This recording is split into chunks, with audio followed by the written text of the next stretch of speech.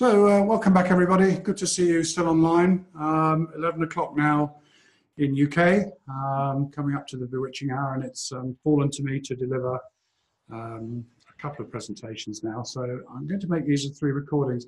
As I said earlier, I don't have the technical expertise to deliver a presentation on marine surveying or aspects of marine surveying.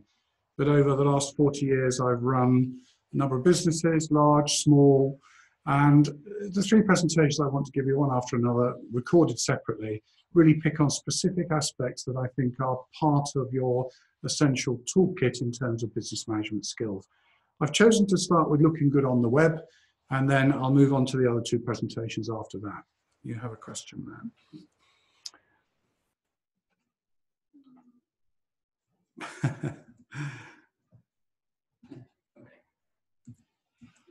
It's not working. So I've just got a slight glitch now with there we are, my presentation. Here we go.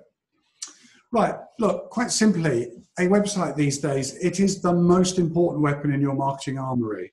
I am astonished still that 50% of IMS members, my estimate, do not have a website.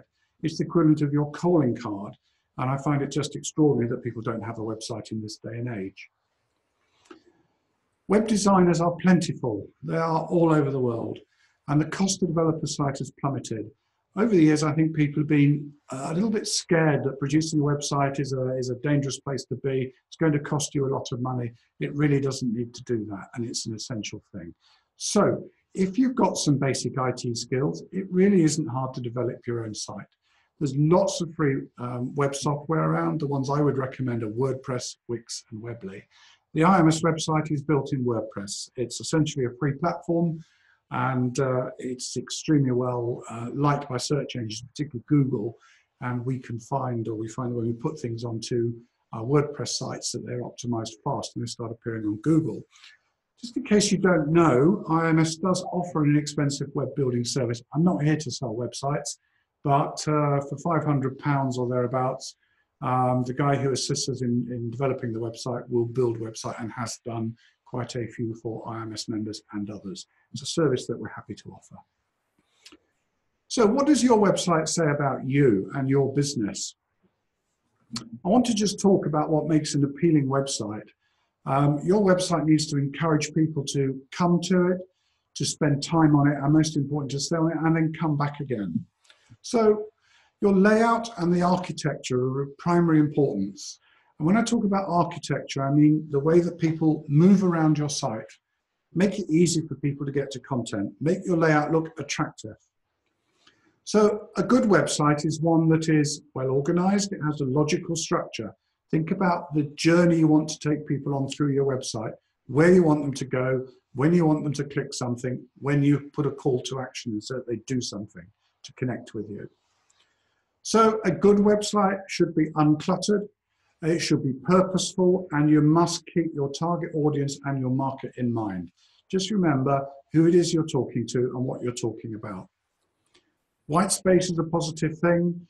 I would say always make sure you have plenty of white space in your website. You don't want to be putting dark colors on a website, and I see that often, and it is such a turn off for users.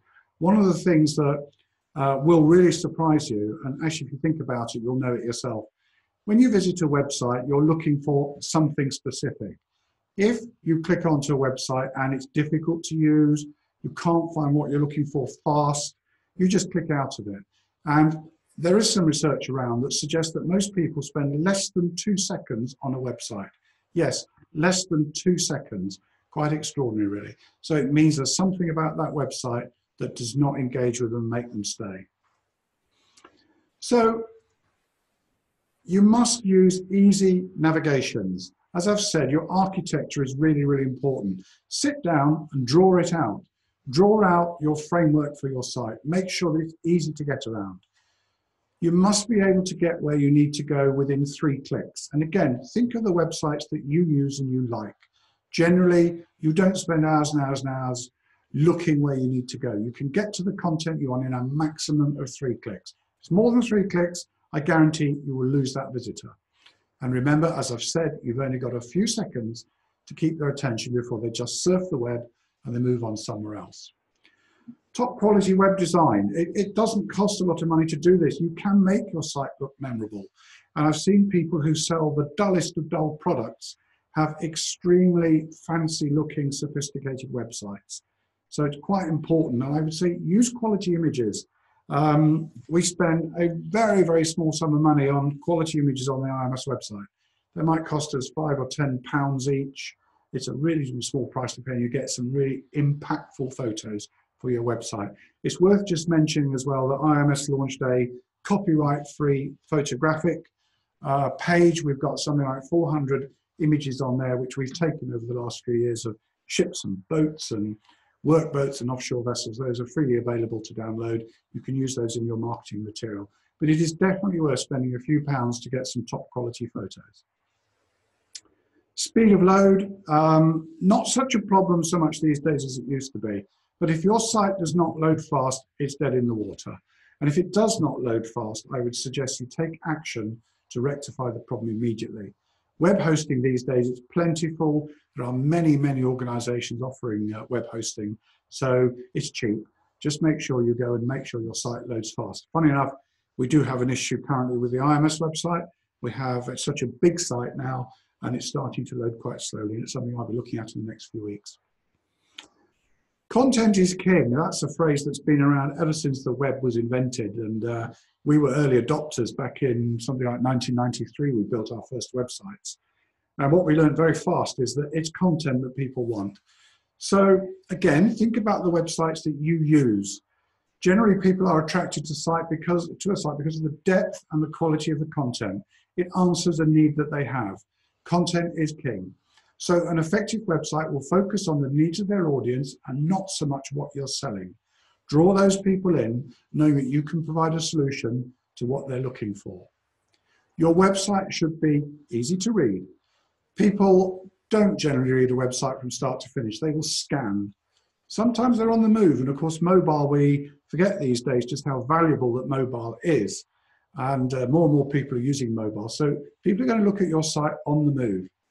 As I've said, your site should be aesthetically pleasing, and the contrast you choose on the page will help to make it easy to read. Remember what I said, no black or very dark colors, no yellow text on white, for example. It just does not work. A competent site will use headings to break up the content in sections to help visitors read more easily. So you should break your content with section headings. That's very, very important. Let me introduce you to the F pattern. Now, this is how your eye, or indeed anyone's eye, reads a web page, and you can see it broadly in the shape of an F, the letter F. So this is eye tracking software that's been around for a few years now, and it simply shows that users will read the website content in an F-shaped pattern. 2 horizontal stripes followed by a vertical stripe.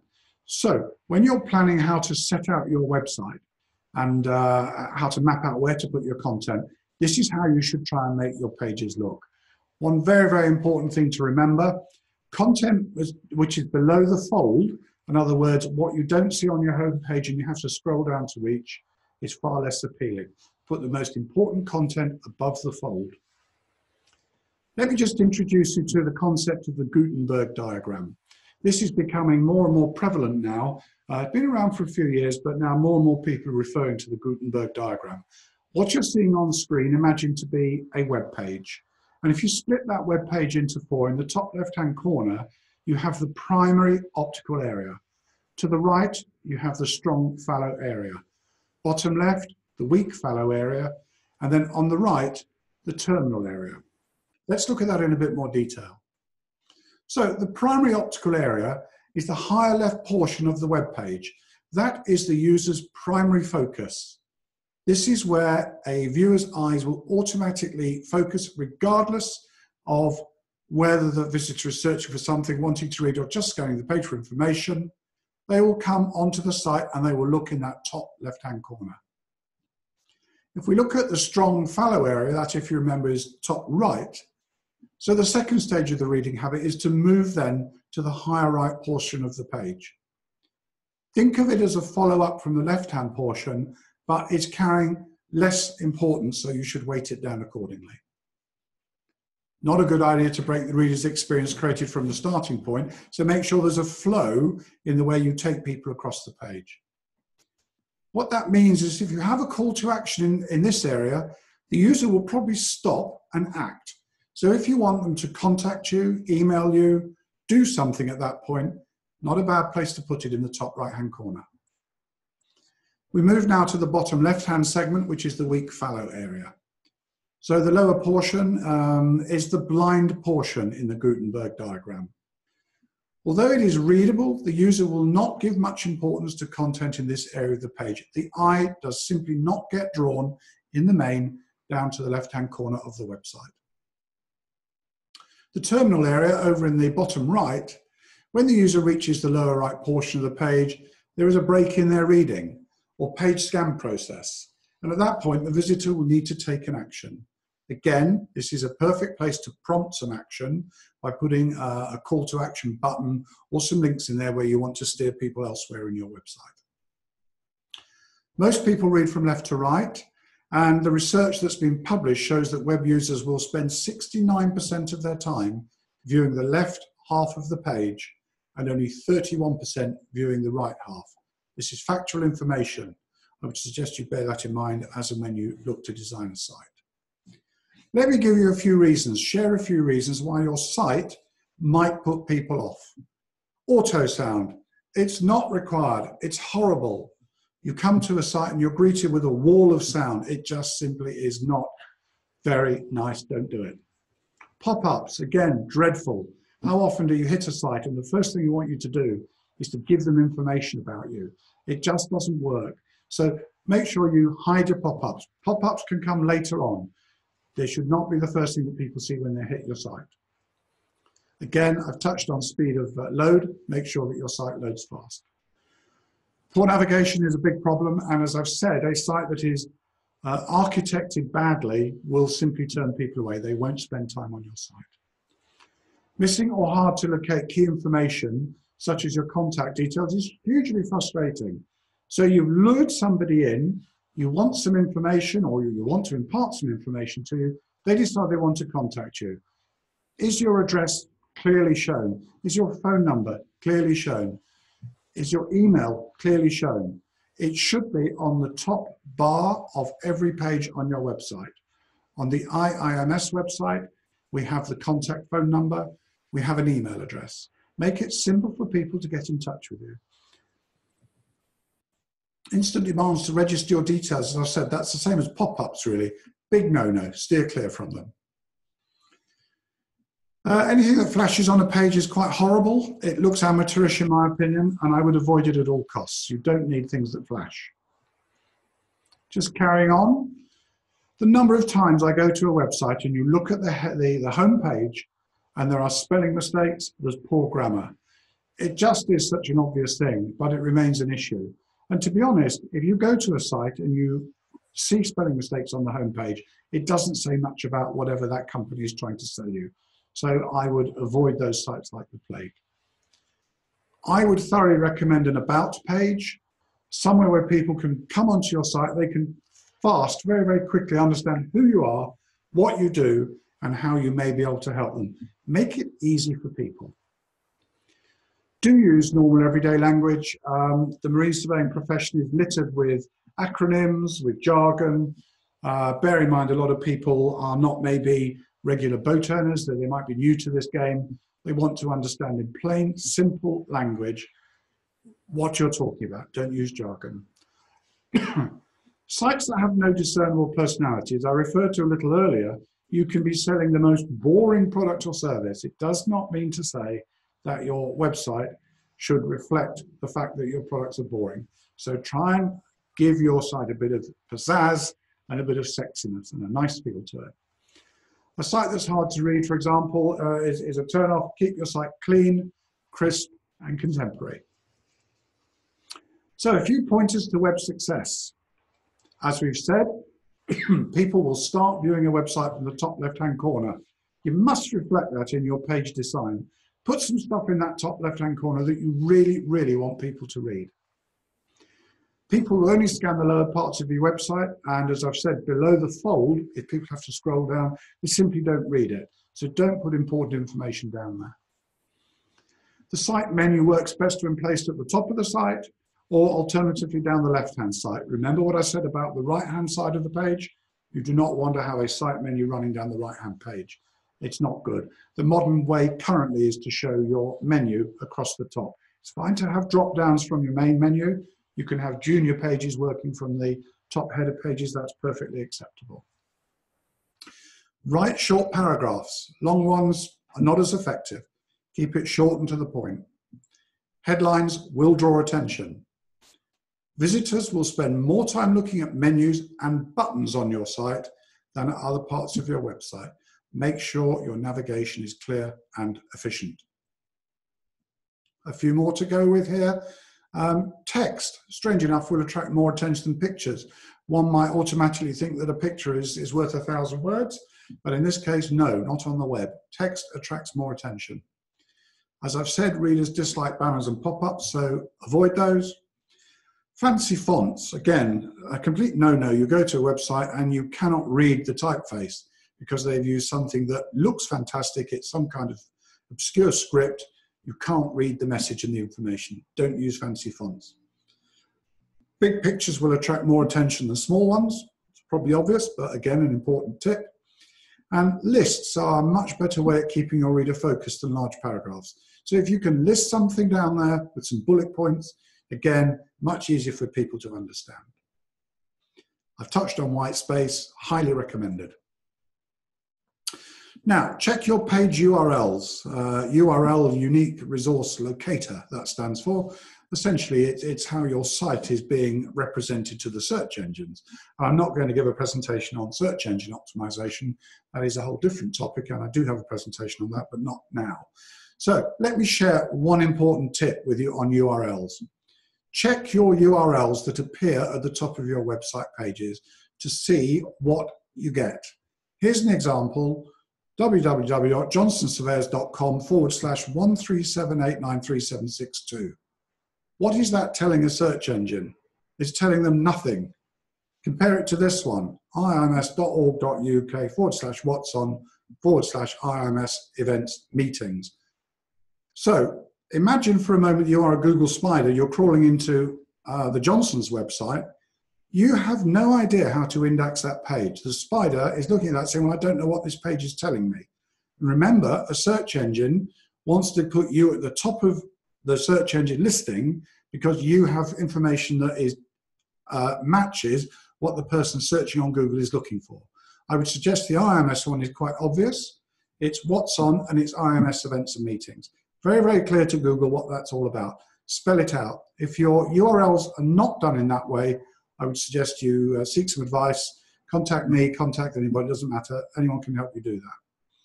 So which URL is more helpful? I've answered that.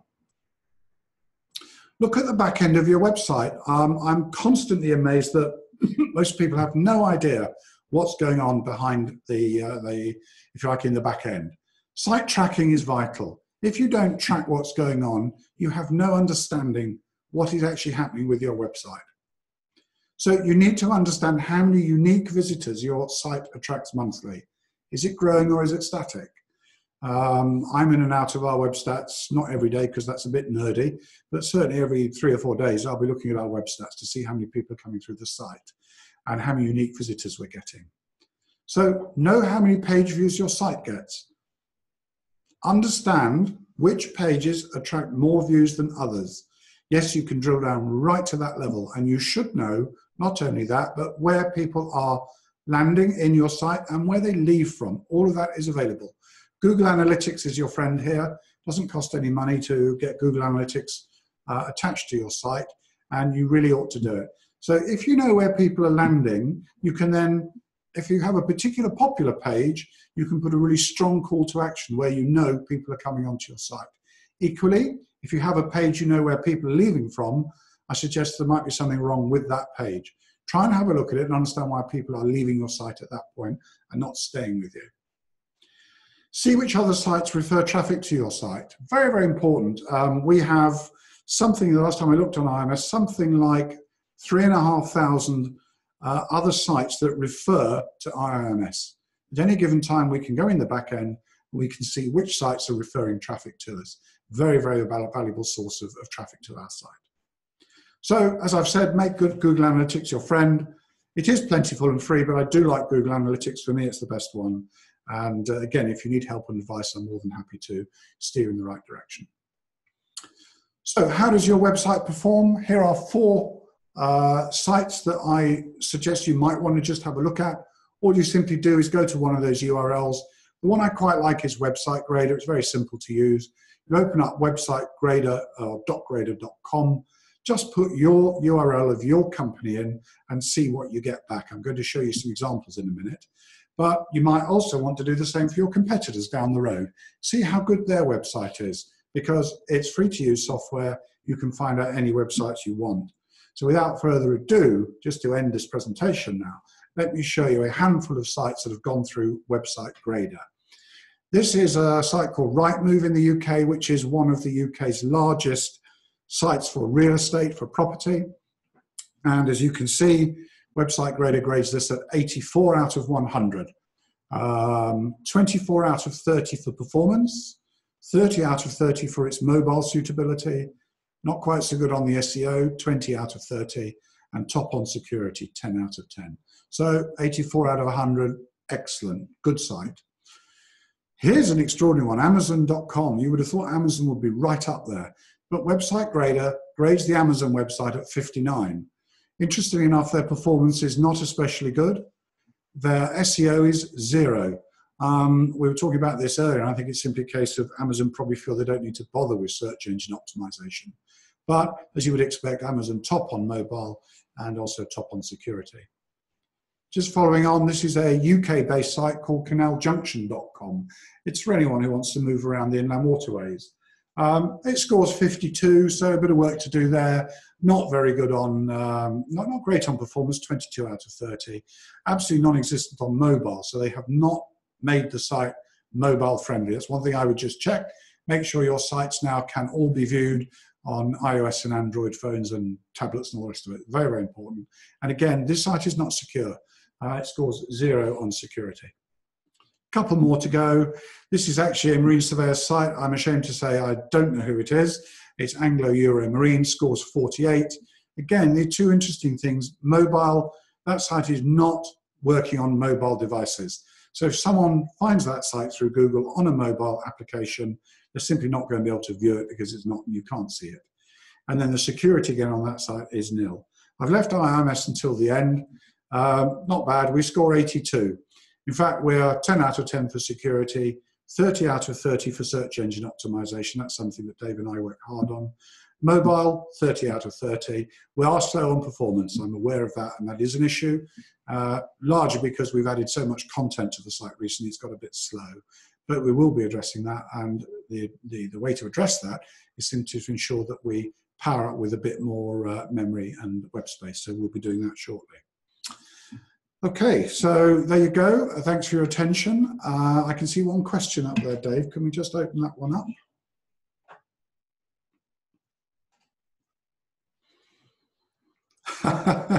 Okay, thanks, Mike.